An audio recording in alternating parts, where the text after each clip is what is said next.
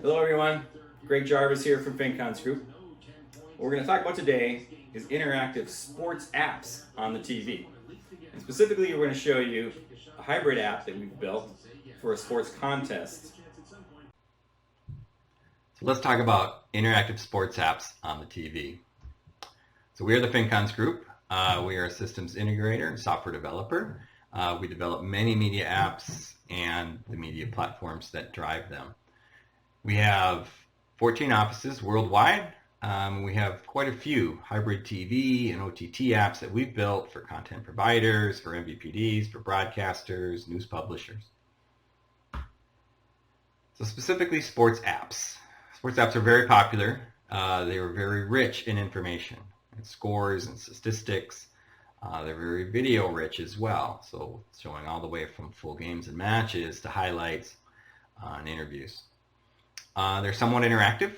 There is some trivia, there is some polling that happens within the apps, and they're a good source of revenue and definitely drive fan loyalty. So there's direct subscriptions, there's ads, there's merchandise. Technology is an enabler for these apps. As technology has been improving, so have the apps. What we're seeing today is improvements using artificial intelligence and machine learning. And what it's improving is both the front end, both the viewer experience, but also on the back end from production sides of things. 5G, instant on video. So instant on, instant replay. Many use cases, but that's just a really obvious one. The thing that maybe you haven't thought of is rights management. So the platforms in the back end that are managing the rights from both the content owners and the distributors have been improving dramatically over the last couple of years, and we're seeing big jumps that are happening now. The TVs themselves are very powerful today, even on the low end. These are powerful televisions, and the high end are just incredible. And what that's allowing us to do is to run apps, very interactive apps on the television, and allowing third-party apps to come in. And now technologies such as ATSC3 that's being built into the next gen TVs is allowing for very rich hybrid apps to be ran on them. So hybrid TV is the combination of the linear broadcast and broadband. And that broadcast can be coming over the air now or through your pay TV service. And then the broadband allows for video on demand and rich interactivity. The thing that's important to remember is that the TV is still by far the primary viewing device, especially when it comes to live sports and live news, and as compared to an iPhone or an iPad. So sports betting in particular. So in 2018, the U.S. federal ban on sports betting was lifted by the Supreme Court. So individual states are all in various pursuits of allowing betting. This is being done online. It can be done on mobile apps, or in person. And again, those are varying by each state as well. But a thing to keep in mind is already there's been $17 billion in wagers with $1.2 billion in revenue, and that's when it's still very new. The other side of it, though, is that this is very hard, right? There's technology challenges. So geofencing, for example, you must be in the state or you must be near where the bet is. There's lots of legal issues. There's regulations, the legality of certain bets. Only certain sports can be bet on. There's many challenges. And then just the operations of it. Not only in the systems, but also setting the line for the bets. And these are all difficult things to do. So now let's talk about betting on your TV. It's even more crazy, right? But think of the upside. So the market potential. Now you're in everyone's living room. This goes beyond the enthusiasts.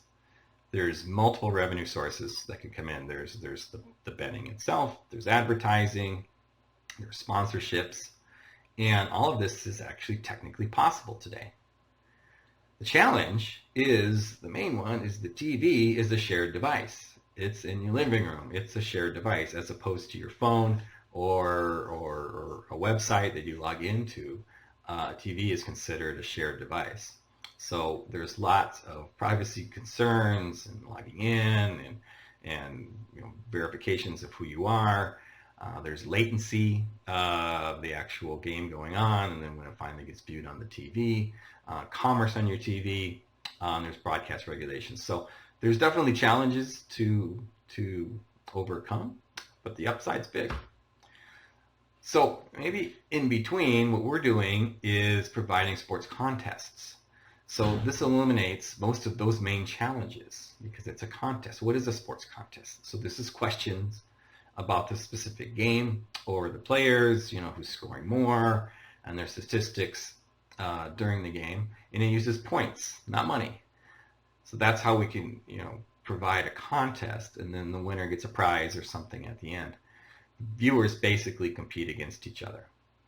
So the upside is viewer retention. So people will watch the match, they'll stay engaged all the way to the end, even if the score is lopsided. Perhaps there's questions that are low odds but high point values, so that they can come back. It keeps people engaged through the end. And the loyalty and a sense of community is now brought to a particular game, and you can have a contest maybe perhaps amongst your fan group or your friends, as different variations come out. So let's take a quick look at what that looks like. So we used the concept of a horse race and the horse racing commentator.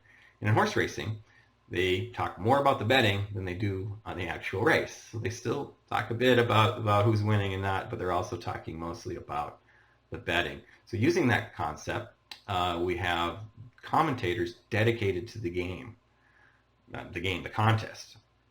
So they're speaking more about the contest, the points, the odds on the leaderboards and who's winning than they are about the actual game. Now, they're still going to do some play-by-play, but it's mostly about the contest.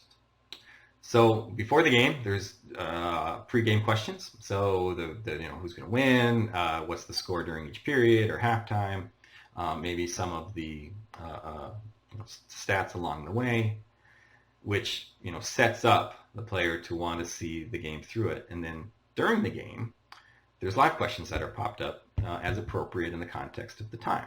So in the example that we have, how many goals are going to be scored in the second period? We put that question up during the first period.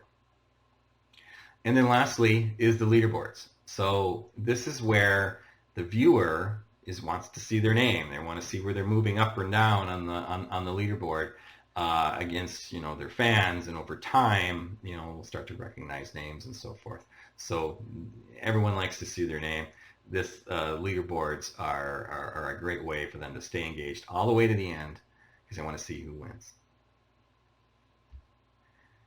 So that is our overview of sports apps and hybrid TV apps that are running on the TV and the things that we're building today. Again, I'm Jarvis from the Fincons Group. Thank you.